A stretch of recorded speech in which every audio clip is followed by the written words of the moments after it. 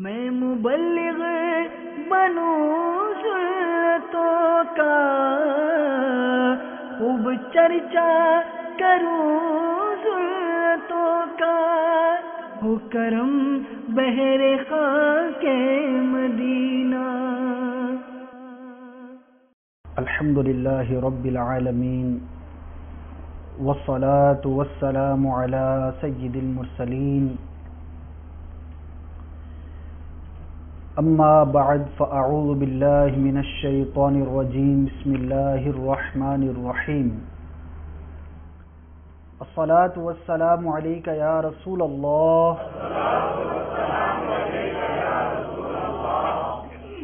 وعلی آلک واصحابک یا حبیب اللہ،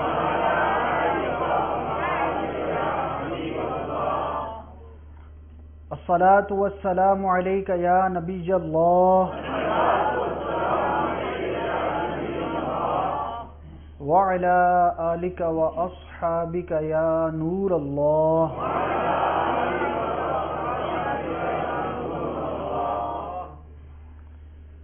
ہمارے پیارے آقا مکی مدنی مصطفیٰ صلی اللہ تعالی علیہ وآلہ وسلم نے ارشاد فرمایا، جس کا مفہوم کچھ یوں ہے: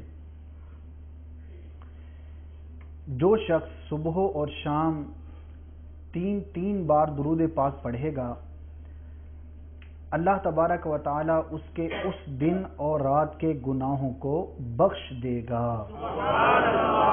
صلو علی الحبیب صلی اللہ تعالی علی محمد صلی اللہ تعالی علیہ وسلم۔ ایک مرتبہ ایک شخص نے سیدنا حاتم اصم رحمت اللہ تعالی علیہ کی بارگاہ میں حاضر ہو کر اپنے یہاں دعوت پر بلایا۔ اللہ تبارک و تعالی کے یہ نیک بندے، برگزیدہ بندے تھے، انہوں نے معذرت چاہی۔ اس شخص نے اصرار کیا، بہت زیادہ اصرار کرنے پر آپ نے ارشاد فرمایا کہ میری 3 شرائط ہیں، اگر تم قبول کر لو تو میں تمہارے ہاں دعوت پر آ جاؤں گا۔ حضور ارشاد فرمائیے۔ فرمایا جہاں چاہوں گا بیٹھ جاؤں گا۔ دوسری شرط، جو چاہوں گا کھاؤں گا۔ تیسری شرط، بیٹا جو میں تمہیں کہوں گا تمہیں کرنا پڑے گا۔ اس نے تینوں شرطوں کو قبول کر لیا۔ اللہ تعالیٰ کے نیک بندوں سے یہ محبت کرنے والا شخص تھا اور چاہتا تھا کہ میرے گھر پر یہ اللہ تعالیٰ کے نیک بندے تشریف لائیں، گھر میں برکت ہوگی، جیسے ہمارا بھی ذہن ہوتا ہے۔ جب دعوت کا دن آ گیا تو اس نے بہت سارے لوگوں کو دعوت دی تھی کہ آج میرے گھر میں اللہ تعالیٰ کے نیک بندے، وقت کے ولی تشریف لا رہے ہیں۔ بہت لوگ آپ کی زیارت کے لیے وہاں جمع تھے۔ دعوت کا وقت جب آپ پہنچا، آپ بھی تشریف لے آئے، لیکن آتے ہی ایک عجیب و غریب بات دیکھنے کو آئی۔ وہ کیا؟ وہ یہ کہ آپ جیسے ہی تشریف لائے تو جس جگہ پر جوتے اتارنے کا مقام تھا، جہاں پر لوگ جوتے اتارتے ہیں، آپ رحمت اللہ تعالی علیہ اسی جگہ پر بیٹھ گئے۔ صاحب خانہ ہاتھ جوڑ کر عرض کرنے لگا، حضور اندر تشریف لائیے، یہ مسند آپ ہی کے لیے لگائی ہے۔ آپ نے اپنی پہلی شرط یاد دلائی، وہ کیا تھی؟ جہاں چاہوں گا بیٹھوں گا۔ خاموش ہو گیا، کیا کہتا؟ قبول کر چکا تھا۔ اس کے ذہن میں یہ تھا کہ شاید بہت زیادہ آرام دہ مسند پسند نہیں کرتے ہوں گے تو سادہ زمین پر بیٹھ جائیں گے۔ اس کے وہم و گمان میں بھی یہ نہیں تھا کہ ایسا معاملہ درپیش ہوگا، لیکن چونکہ قبول کر چکا تھا اب خاموش ہونا پڑا۔ بہرحال دعوت کا وقت شروع ہوا، ہر ایک نے اپنے اپنے طور پر اچھی اچھی غذائیں کھانا شروع کی۔ چونکہ اس نے محبت میں دعوت کی تھی، بہت سارے کھانے اس نے بنائے تھے۔ آپ نے اپنے جیب کے اندر ہاتھ ڈالا اور ایک خشک اور سادہ روٹی کا ٹکڑا نکال کر اسے کھانا شروع کر دیا۔ میزبان دوبارہ حاضر ہوا، حضور یہ آپ ہی کے لیے بنایا ہے، یہ لیجئے وہ لیجئے۔ مختلف کھانوں کی طرف اشارہ کرنے لگا، عرض کرنے لگا۔ آپ نے دوسری شرط یاد کرائی، وہ کیا تھی؟ جو چاہوں گا کھاؤں گا۔ اب یہاں بھی اس کو خاموش ہونا پڑا کہ قبول کر چکا تھا کہ جو چاہوں گا وہ کھاؤں گا، تو آپ نے فرمایا کہ میں جو چاہ رہا ہوں، جو میرا دل کر رہا ہے وہ میں کھا رہا ہوں۔ بہرحال ہر ایک نے عمدہ غذا پر اپنے ہاتھ صاف کیے۔ دعوتوں میں آپ لوگ بھی جاتے ہیں، ہم بھی جاتے ہیں، چھپانے کس انداز پر کھانے کی رغبت ہوتی ہے۔ دعوت کھا پی کر سب فارغ ہو گئے۔ آپ نے آخر میں شخص کو بلایا، میزبان جو تھا جس نے دعوت دی تھی، اور فرمایا کہ جاؤ ایک انگیٹھی اور ایک توا لے آؤ۔ وہ لے کر آ گیا۔ آپ نے اس انگیٹھی میں آگ جلانے کا حکم دیا، اس نے آگ جلا دی۔ فرمایا اس کے اوپر توا رکھ دو، رکھ دیا گیا۔ جب وہ توا جل کر گرم ہو کر آگ کی تپش سے انگارہ بن گیا، سرخ ہو گیا، تو لوگوں کی حیرت کی انتہا نہ رہی۔ ایک حیرت انگیز منظر لوگوں نے دیکھا۔ وہ کیا؟ آپ رحمت اللہ تعالی علیہ اپنی جگہ سے کھڑے ہوئے اور ننگے پاؤں اس جلتے اور دہکتے ہوئے توے کے اوپر کھڑے ہو گئے۔ آگ نے آپ کے پاؤں پر کچھ اثر نہ کیا۔ لوگ حیرت میں مبتلا تھے، ششدر تھے۔ یہ کیا؟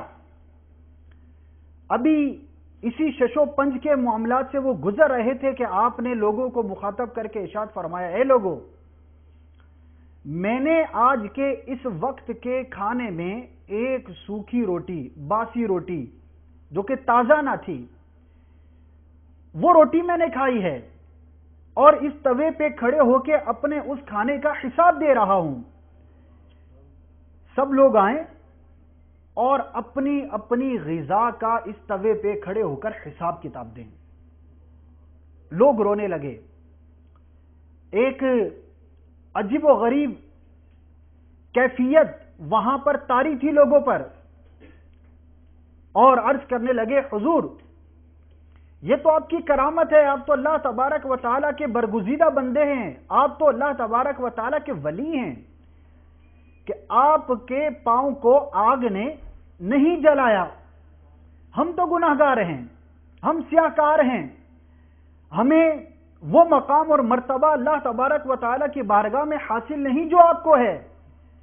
ہماری کیا مجال کہ اس توے پہ کھڑے ہو کر اپنے اس کھانے کا حساب دے سکیں۔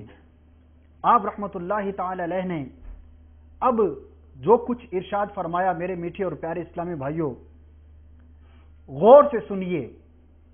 اس پوری حکایت کو، واقعے کو بیان کرنے کا مقصد کیا ہے، اس کی طرف میں آپ کو لے جانا چاہ رہا ہوں۔ بہت دلچسپ واقعہ ہے، تقریباً تمام ہی اسلامی بھائیوں نے بڑی دلچسپی کے ساتھ سنا۔ بڑا دلچسپ واقعہ ہے۔ اس واقعے کو بیان کرنے کا مقصد کیا ہے، اب اس کی طرف بڑھتے ہیں۔ آپ نے ارشاد فرمایا، اے لوگو،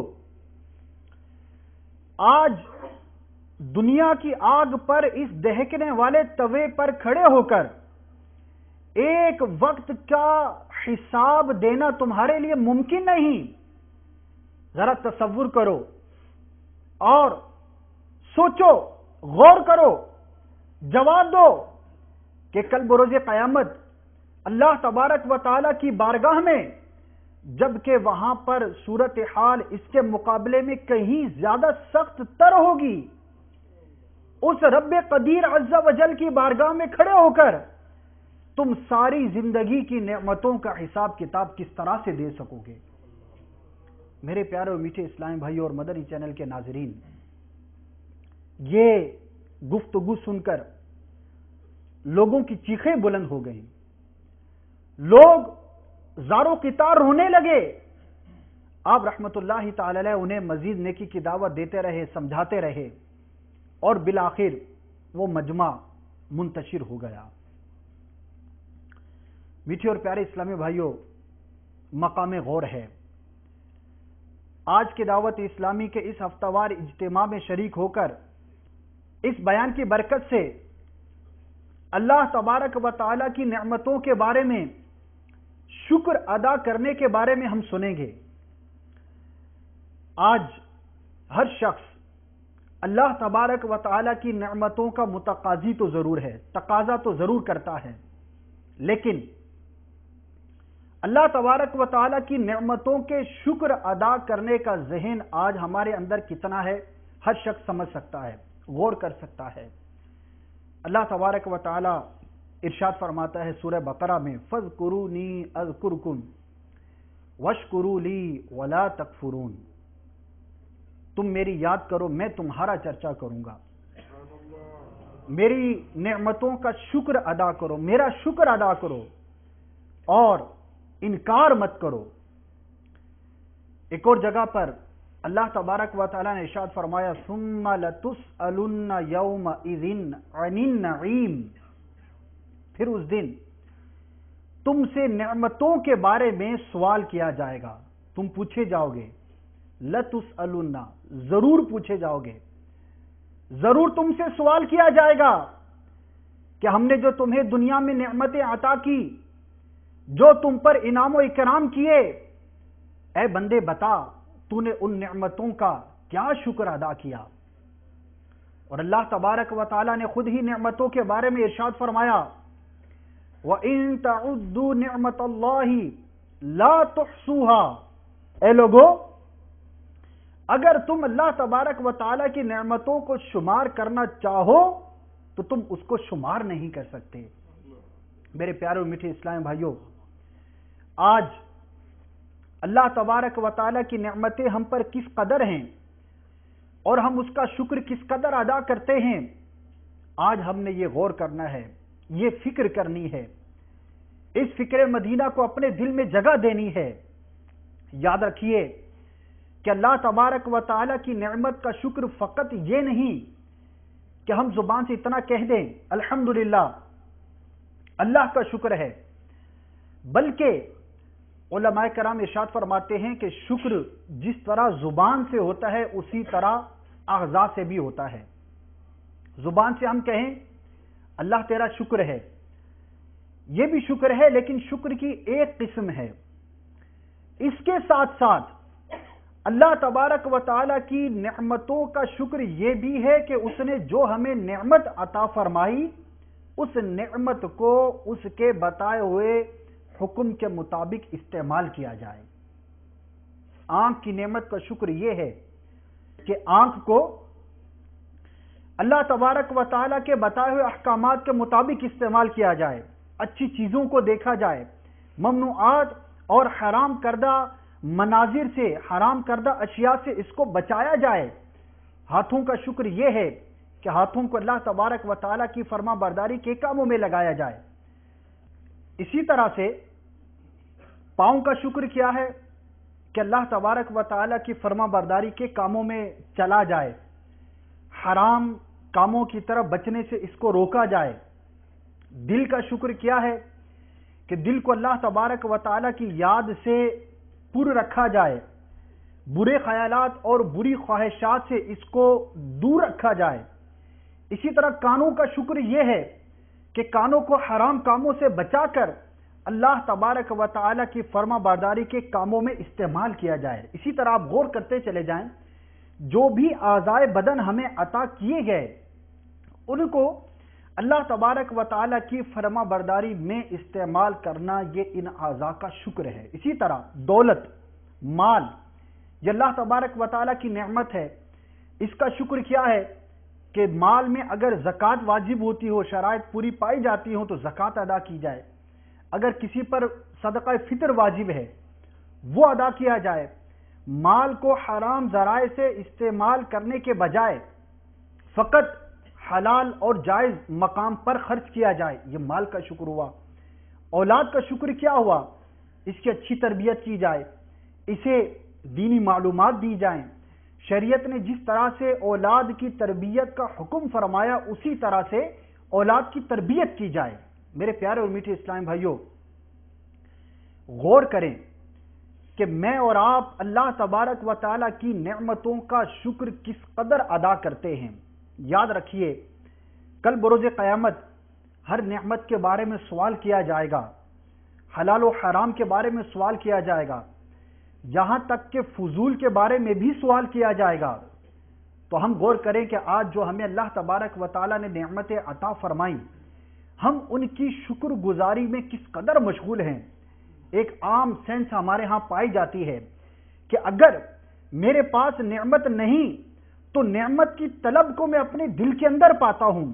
غریب شخص یہ چاہتا ہے کہ میں مالدار ہو جاؤں، ہر شخص یہ چاہتا ہے کہ میں مالدار ہو جاؤں، مالدار یہ چاہتا ہے کہ میں مزید امیر ہوتا چلا جاؤں، جو بہت زیادہ امیر ہے وہ اس سے بھی زیادہ کی طلب رکھتا ہے۔ کسی کے پاس ایک مکان ہے تو وہ چاہتا ہے کہ میرا یہ ایک مکان اگر 1,00,000 روپے مالیت کا ہے تو 2,00,000 والا بنا لوں۔ اگر کسی کے پاس 2,00,000 والا مکان ہے وہ چاہتا ہے کہ ایک نہیں 2 مکان ہو جائیں۔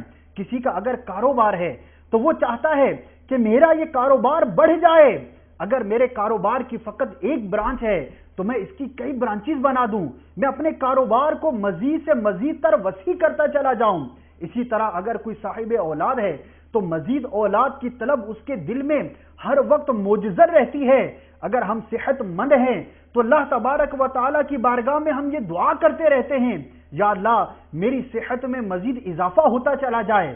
اور اسی طرح سے اگر کسی کی صحت خراب ہو جائے تو وہ اللہ تبارک و تعالیٰ کی بارگاہ میں صحت کی نعمت کے لیے دعا کرتا ہی چلا جاتا ہے۔ اسی طرح میرے پیارے اور میٹھے اسلامی بھائیوں، غور کرتے چلے جائیں تو ہمیں یہ پتہ چلے گا کہ ہم اللہ تبارک و تعالیٰ کی نعمتوں کو مزید سے مزید طلب کرنے کا جذبہ اپنے دل میں ضرور رکھتے ہیں، لیکن میرے پیارے اور میٹھے اسلامی بھائیوں ذرا غور تو فرمائیے، توجہ کیجئے، اپنے آپ سے سوال کیجئے کہ اے انسان، تو اللہ تبارک و تعالیٰ کی نعمتوں کو مزید سے مزید طلب کرنے کا جذبہ تو رکھتا ہے، لیکن کیا تو اللہ تبارک و تعالیٰ کی نعمتوں کا ویسا شکر بھی ادا کرتا ہے جیسا کہ اس نے ادا کرنے کا حکم دیا ہے؟ میرے پیارے اور میٹھے اسلامی بھائیوں، آج ہمارا حال یہ ہے کہ اگر تھوڑی سی تنگی آ جائے، تھوڑی سی آزمائش آ جائے، ہمیں بیماری آ گھیرے، ہمارے مال و اسباب میں کچھ نقصان ہو جائے، آج اولاد میں سے کسی کا انتقال ہو جائے، بالخصوص اگر کسی کی جوان اولاد کا انتقال ہو جائے تو ہم واویلا مچانا شروع کر دیتے ہیں۔ معاذ اللہ، اللہ تبارک و تعالیٰ کی شان میں ایسے جملے بک دیتے ہیں کہ بعض اوقات ایمان خطرے میں پڑ جاتا ہے۔ اللہ تبارک و تعالیٰ اگر اپنی نعمتوں میں کچھ کمی واقع کر دے تو ہمارا حال کیا ہوتا ہے، ہمارا انداز کیا ہوتا ہے؟ شور مچائیں گے، جو ملے گا اس کے سامنے ناشکری کا اظہار کریں گے، ہائے میں لٹ گیا، اے لوگوں دیکھو میں برباد ہو گیا، میں بہت قلاش اور غریب ہو گیا ہوں، میرے رب عز و جل نے مجھے کچھ نہیں دیا۔ اللہ تبارک و تعالیٰ کی بارگاہ میں اس طرح کے جملے ادا کیے جاتے ہیں۔ بعض یہاں تک بھی بکنے سے گریز نہیں کرتے، اگر کسی کی اولاد کا انتقال ہو جائے تو بعض اوقات اس طرح کے جملے بک دیتے ہیں، یا اللہ کیا ہمارا ہی گھر رہ گیا تھا؟ یا اللہ عز و جل کیا میں ہی رہ گیا تھا؟ کیا تجھے میری اولاد کی ضرورت تھی؟ شاید اللہ تعالیٰ کو جوانوں کی ضرورت ہوگی، اسی لیے میرے جوان بیٹے کو اللہ تبارک و تعالیٰ نے موت سے ہمکنار کر دیا۔ آج اگر ہمارے مال و اسباب میں کچھ نقصان ہو جائے، نوکری چھوٹ جائے، ہمیں ہمارا سیٹ اپنی جگہ سے نکال دے تو اللہ تبارک و تعالیٰ کی کیسی ناشکری میں مبتلا ہو جاتے ہیں۔ اے بندے تو غور تو کر، تو یہ کلمات اور دل میں جذبات کس طرح کے رکھتا ہے؟ اللہ تبارک و تعالیٰ کی ناشکری، اس رب قدیر عز و جل کی ناشکری، یہ تیرا مال تھا ہی کب؟ یہ تیرا تھا ہی کب؟ ارے تو خود بھی کچھ نہ تھا. تیرا دنیا میں آنا یہ اللہ تبارک و تعالیٰ کی قدرت سے ممکن ہوا. وہ رب عز و جل اگر نہ چاہتا تو دنیا میں کوئی شے ہی نہ ہوتا. اور جو کچھ تجھے مال دیا تھا، جو کچھ اسباب دیا تھا، وہ اللہ تبارک و تعالیٰ کا تھا. تیرا تھا ہی کب؟ اس پر اللہ تبارک و تعالیٰ کی ناشکری، کفریہ کلمات تک زبان سے نکال دیے جاتے ہیں. یاد رکھیے کہ چند جملے میں نے آپ کو عرض کیے جس کے اندر اللہ تبارک و تعالیٰ پر اعتراض کا معنی پایا جاتا ہے، یہ بندے کو کفر تک لے جاتا ہے. جو اس طرح کے جملے کہے نا کہ یا اللہ کیا ہمارے گھر رہ گیا تھا جس کے 2-3 اولادوں کا انتقال ہو جائے یا اس طرح کا کوئی معاملہ ہو جائے، کیا تجھے ضرورت ہے جوانوں کی تو جوانوں کو اٹھا لیتا ہے، جوان موت ہو جائے. یہ کفریہ مفاہیم پر مشتمل جملے ہیں. میرے پیاروں میٹھے اسلام بھائیوں، یہ سب گفتگو کرنے کا مقصد یہ ہے ہم غور کریں، اللہ تبارک و تعالیٰ کی نعمتوں پر شکر ادا کرنے کا ذہن بنائیں. وہ کیسے بنے گا؟ آئیے میں آپ کو مثال دیتا ہوں، اور اس کی مثال دیتا ہوں کہ جو امام الانبیاء ہیں، جو محبوب کبریا ہیں، جو ہمارے آقا و مولا ہیں، وہ اللہ تبارک و تعالیٰ کا شکر کیسے ادا کیا کرتے تھے. آئیے آپ کی ترغیب کے لیے ایک روایت پیش کرتا ہوں. میرے میٹھے اور پیارے اسلامی بھائیوں، اگر ہم اپنے دل میں کسی بھی دنیاوی تنگی یا پریشانی کی وجہ سے اس طرح کے جذبات رکھتے تھے تو آئیے یہ روایت سنیے اور پھر اپنے آپ کو توازن پہ لائیے، اپنا موازنہ کیجئے، غور تو کیجئے کہ میں اور آپ ہماری حیثیت ہی کیا ہے. ہم اللہ تبارک و تعالیٰ کی عبادت کتنی کرتے ہیں؟ ہم اللہ تبارک و تعالیٰ کی نعمتوں کا شکر کس قدر کرتے ہیں؟ اور یہ اللہ تبارک و تعالیٰ کے نیک بندے، ان کا کیا عالم تھا. ام المؤمنین سیدتنا عائشہ صدیقہ رضی اللہ تعالی عنہا کی بارگاہ میں عرض کیا گیا، اے عائشہ اپنے محبوب صلی اللہ تعالی علیہ وسلم کا کوئی حال بیان کرو. آپ ارشاد فرماتی ہیں کہ میرے سرتاج کے تو تمام احوال ہی عجیب و غریب تھے، ایک سے ایک بڑھ کر حال ہے، کیا بیان کروں. پھر ارشاد فرمایا ایک رات کا واقعہ ہے کہ میرے سرتاج میرے گھر پر کرم فرما تھے، رات کے وقت میرے بستر پر آرام فرما تھے، مجھے سرکار کی قربت نصیب ہوئی. سرکار علیہ الصلوۃ والسلام نے ارشاد فرمایا، اے عائشہ کیا تو مجھے اجازت دیتی ہے کہ میں اپنے رب عز و جل کی عبادت کروں؟ حضرت عائشہ صدیقہ رضی اللہ تعالی عنہا ارشاد فرماتی ہے، میں نے عرض کیا اے میرے سرتاج، اے میرے آقا، مجھے آپ کی قربت بہت محبوب ہے، لیکن میں آپ کی خوشی میں اپنے آپ کو خوش محسوس کرتی ہوں، جو آپ چاہیں. ارشاد فرماتی ہیں کہ سرکار صلی اللہ تعالی علیہ وسلم بستر سے اٹھتے ہیں، مصلی پر کھڑے ہوتے ہیں، اللہ تبارک و تعالیٰ کی عبادت شروع کر دیتے ہیں. پیارے آقا مدینے والے مصطفیٰ صلی اللہ تعالی علیہ وسلم کی شان دیکھیے، رات کا وقت ہے، اپنے رب عز و جل کی بارگاہ میں نماز ادا کر رہے ہیں. اور نماز کا عالم کیا ہے، ہماری نمازوں کا حال کیا ہے، ہمارے آقا کی نماز کیسی ہوا کرتی تھی. حضرت عائشہ ارشاد فرماتی ہیں رضی اللہ تعالی عنہا کہ سرکار صلی اللہ تعالی علیہ وسلم نماز ادا کرتے جاتے اور آنکھوں سے آنسو جاری ہوئے رہتے، یہاں تک کہ سرکار صلی اللہ تعالی علیہ وسلم اتنا روتے کہ ساری رات گزر جاتی، یہاں تک کہ مؤذن رسول سیدنا بلال رضی اللہ تعالی عنہ نماز فجر کے لیے اطلاع دینے کے لیے حاضر ہو جاتے. سرکار صلی اللہ تعالی علیہ وسلم کی بارگاہ میں عرض کیا گیا، اے آقا، اے ہمارے پیارے مصطفیٰ صلی اللہ تعالی علیہ وسلم، آپ اس قدر تکلف کیوں فرماتے ہیں؟ میرے پیارے اور میٹھے اسلامی بھائیوں، یاد رکھیے سرکار صلی اللہ تعالی علیہ وسلم کا قیام بعض اوقات اتنا طویل ہوا کرتا تھا، اتنی زیادہ طویل نماز ادا کیا کرتے تھے. بعض روایات کے اندر آتا ہے حتی تورمت قدماہ، سرکار صلی اللہ تعالی علیہ وسلم اس قدر اپنے رب عز و جل کی عبادت کیا کرتے کہ آپ کے قدمین شریفین پر ورم آ جاتا، سوج جایا کرتے تھے. جب کہا جا رہا ہے اے آقا آپ اتنا تکلف کیوں فرماتے ہیں؟ اپنی جان کو اتنی مشقت میں کیوں ڈالتے ہیں؟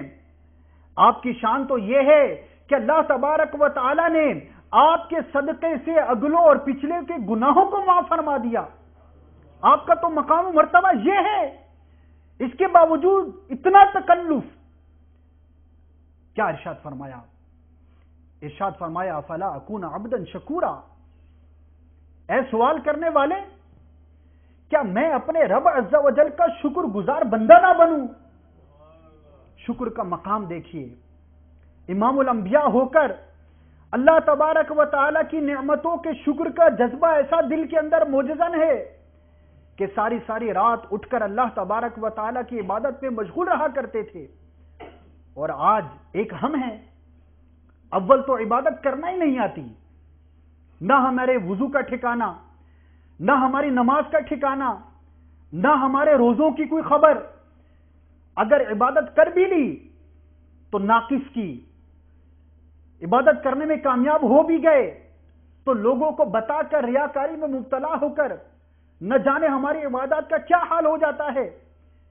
اور اس کے باوجود اگر کبھی دنیاوی طور پر کسی مصیبت کا شکار ہو جائیں، کوئی مالی نقصان کا سامنا کرنا پڑے، اللہ تبارک و تعالی کی نعمت میں کچھ کمی واقع ہو جائے تو گھبرا اٹھتے ہیں، ناشکری کے جملے زبان پر آ جاتے ہیں.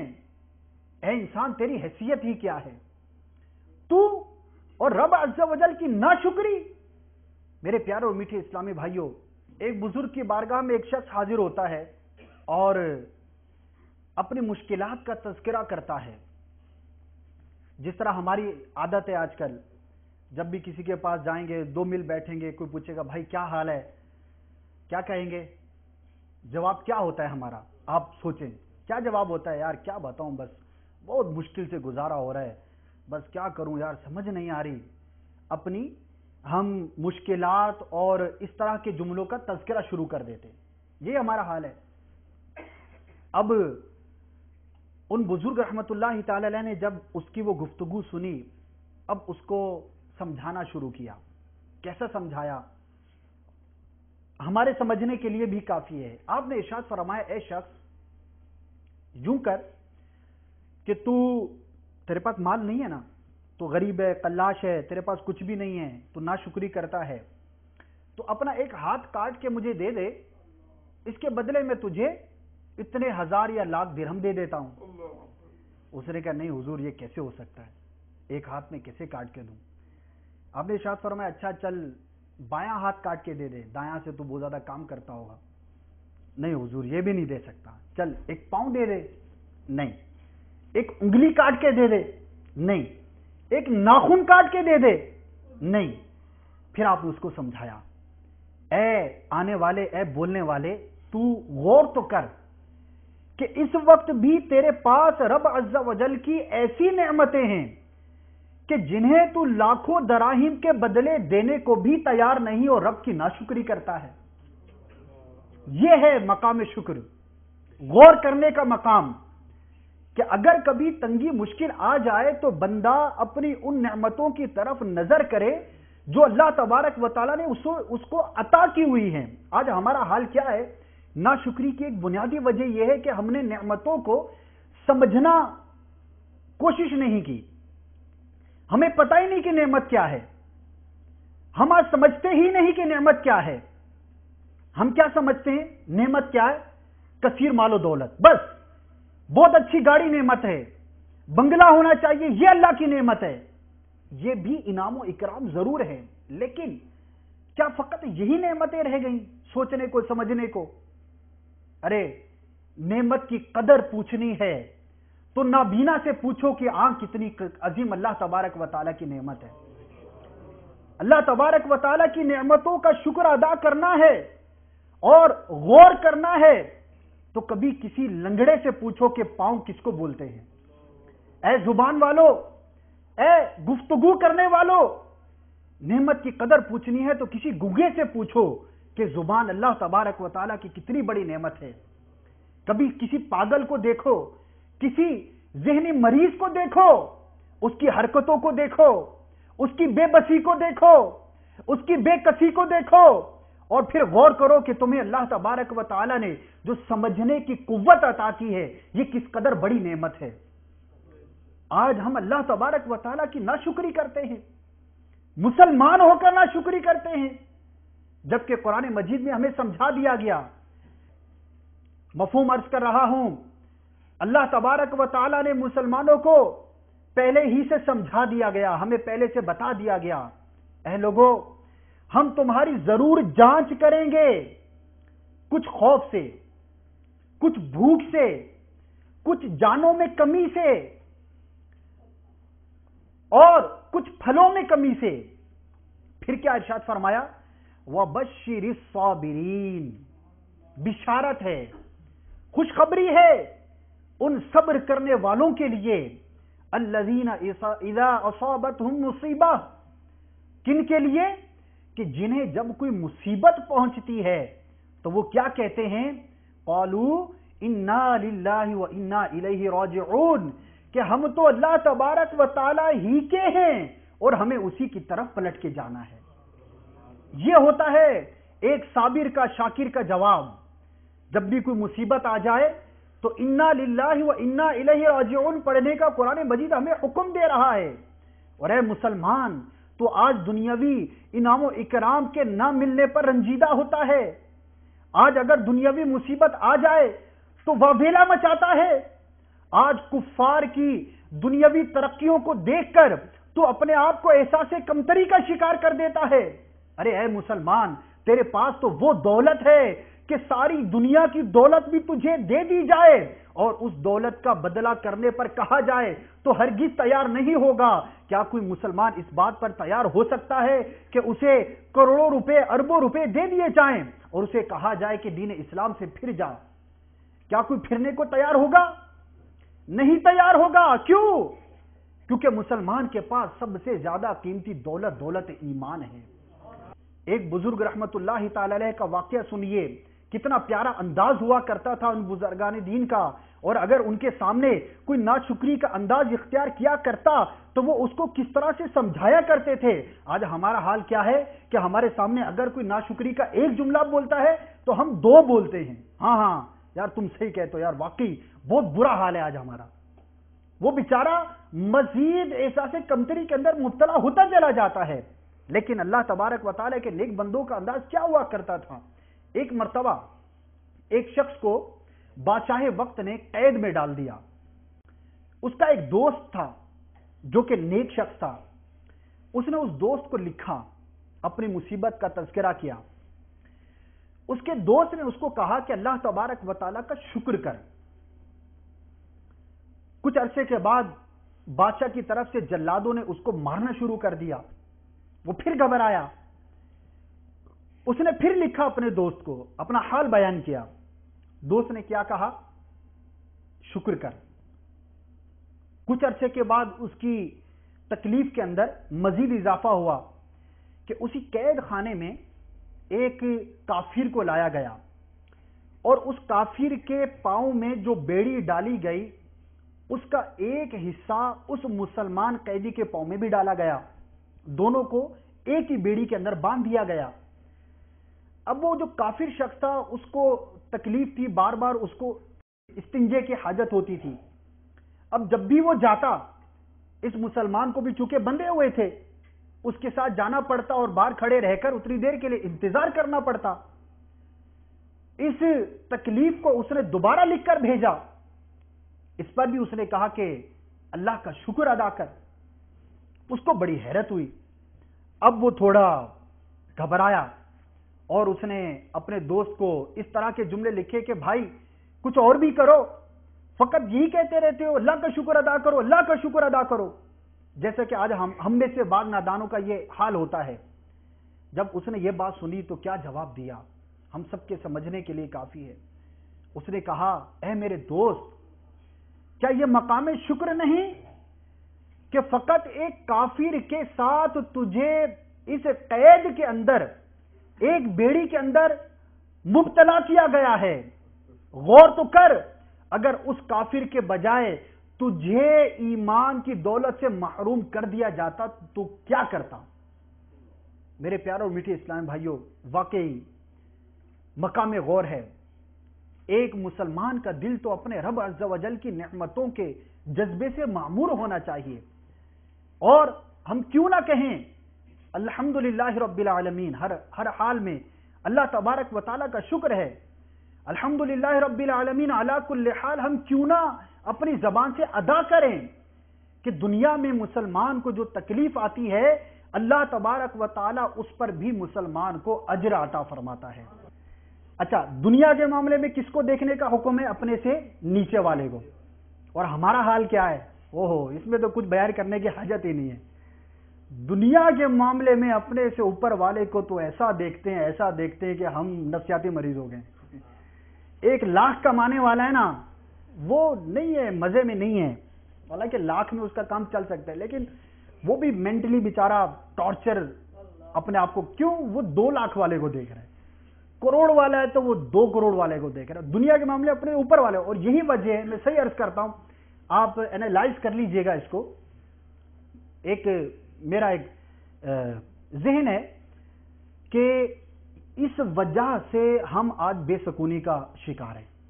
جب میری 10,000 روپے سیلری تھی تو میرا ذہن تھا کہ یار 20,000 جس دن مل گئے نا اس دن تو بس میں ایسا پرسکون ہو جاؤں گا، مجھے تو کوئی ٹینشن ہی نہیں ہوگی. لیکن ہوتا کیا ہے، جب 20,000 پر میں آتا ہوں نا تو میرا جو ساتھی مینیجر ہے، مجھ سے اوپر والا ہے، وہ 50 کما رہا ہے، تو اب میں اس کو دیکھ رہا ہوں. اب میں ٹینشن میں 50 پر پہنچوں گا تو لاکھ والے کو.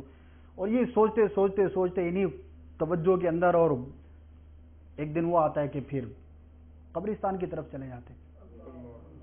تو یہ ایک بنیادی وجہ ہے. یہ مدنی پھول اپنی گرہ سے باندھ لیجئے، انشاءاللہ عز و جل قلبی سکون محسوس کریں گے اور اللہ کا شکر ادا کرنے کا جذبہ بیدار ہوگا. میری 10,000 سیلری ہے مثال کے طور پر، اور میں نیچے والے کو دیکھوں دنیاوی طور پر، کس کو؟ جو 5,000 میں گھر چلا رہے ہیں. تو اب میرے دل میں کیا جذبہ بیدار ہوگا؟ یار اللہ کا شکر ہے، یار میں اگر 5,000 میں ہوتا تو کتنا مشکل میں ہوتا، تو 10,000 مل لینا بہت اچھا ہے.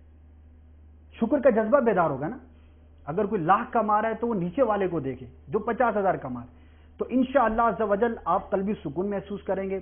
اللہ تعالیٰ کی نعمتوں کا شکر ادا کرنے کا دل میں جذبہ بیدار ہوگا. اور یہ سب باتیں اور یہ سب سوچیں کب آئیں گی؟ جب عاشقان رسول کی صحبت ہوگی، جب اچھے لوگوں کے ساتھ اٹھنا بیٹھنا ہوگا. اب ہماری دوستی اس کے ساتھ ہے، اٹھنا بیٹھنا اس کے ساتھ ہے کہ جس کا کام ہی یہی ہے کہ بھائی کتنے کما رہے ہو؟ 10,000 کما رہے ہو، چھوڑو نا یار، وہاں چلتے ہیں، وہاں جاب کرتے ہیں، 15 ملیں گے. اب 15 والے کے پاس گئے، اب وہ مطلب وہ نئی آرائش ہے، نئی آسائش ہے. جب ہماری دوستی ہی ایسے لوگوں کے ساتھ ہے جو خالص دنیا دار ہیں، تو پھر شکر کا جذبہ بیدار کرنا بہت مشکل ہے. عاشقان رسول کی صحبت میں آ جائیے، امیر اہل سنت کے دامن میں آ جائیے، اور مدنی قافلوں کے مسافر بن جائیے، ہفتہ واری اجتماع کی پابندی کیجیے. تو جب انشاءاللہ ایسے ماحول کے اندر ہوں گے تو پھر یہ چیزیں ملیں گی کہ دین کے معاملے میں اپنے سے اوپر والے کو دیکھو. میرے 15 مدنی انعامات پر عمل ہے تو میں دیکھوں گا یار اس کے 25 پر عمل ہے. میرا 30 پر عمل ہے تو میں 50 والے کو دیکھوں گا. 50 پر عمل ہے تو میں 63 والے کو دیکھوں گا. یعنی نیکیوں میں اپنے سے اوپر والے کو دیکھوں گا. اور اس کی کوئی انتہا نہیں ہے. آپ کتنی نیکیاں کر لیں گے، آپ کتنا بھی کچھ کر لیں، لیکن وہ روایت جو ہم نے ابھی سنی کہ سرکار علیہ الصلوۃ والسلام اللہ کے شکر میں ساری رات عبادت کیا کرتے تھے، ان سے نہ بڑھ سکتے ہیں، نہ بڑھنے کا تصور ہے. تو یہ تو ایک ایسی شے ہے کہ جس کی کوئی انتہا نہیں. آپ کریں، کوشش کریں تو انشاءاللہ عز و جل اللہ تبارک و تعالیٰ کی عبادت کرنے، اس کی نعمتوں کا شکر ادا کرنے کا جذبہ بھی بیدار ہوگا، اور اس کا انشاءاللہ عز و جل عملی طور پر مظاہرہ کرنے کا موقع بھی ملے گا. اور اللہ تبارک و تعالیٰ کی جو ہم پر نعمتیں ہیں ان کے شکرانے کی نیت سے کون کون مدنی قافلے میں سفر کی نیت کرتا ہے؟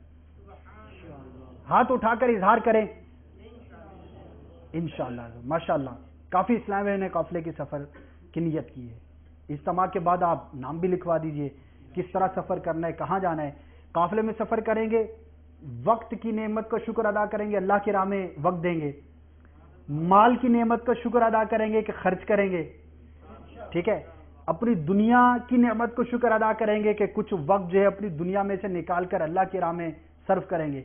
پورے بدن کا شکر ادا کریں گے قافلے میں چونکہ سفر ہوتا ہے، دوسری جگہ پر جانا ہوتا ہے، تو پاؤں سے چل کر جائیں گے. تو شروع میں جو بیان ہوا کہ پاؤں کا شکر کیا ہے؟ اللہ کی راہ میں چلنا، اس کو چلانا.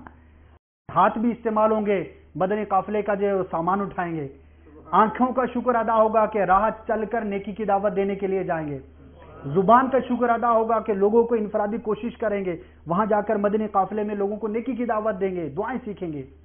تو اللہ تبارک و تعالی عمل کی توفیق عطا فرمائے اور اس کی نعمتوں کے شکر کا جذبہ نصیب فرمائے. آج تک جو ناشکری کے کلمات ہم نے کہے یا جو بھی معاملات ہوئے، اس پر اللہ تبارک و تعالی کی بارگاہ میں رجوع بھی کیجیے. اور جو میں نے چند مثالیں آپ کو پیش کی نا، وہ بہت قیمتی ہیں اور ضروری ہیں کہ ناشکری کے وقت بولے جانے والے کلمات، میت کے وقت میت ہو جائے، نقصان ہو جائے، تو اس طرح کے جو کلمات کہے جاتے ہیں عام طور پر، تو کفریہ کلمات جو ہیں اس طرح کے، اس کی مثالیں امیر اہل سنت نے اپنی کتاب کے اندر دی ہیں، وہ ضرور پڑھ لیجئے گا. امیر سنت کی کتاب ہے کفریہ کلمات کے بارے میں سوال جواب، بہت ہی پیاری کتاب ہے. اور انشاءاللہ اس کے اندر آپ کو اس کے علاوہ بھی بہت ساری مثالیں کفریہ کلمات کی ملیں گی جو ہم نادانی میں بعض اوقات زبان سے نکل جاتا ہے. مکتبے سے حاصل کر لیجئے، اس کو آپ ضرور پڑھیے. صلو علی الحبیب. میں مبلغ بنوں سنتوں کا، خوب چرچا کروں سنتوں کا، ہو کرم بہر خاک مدینہ.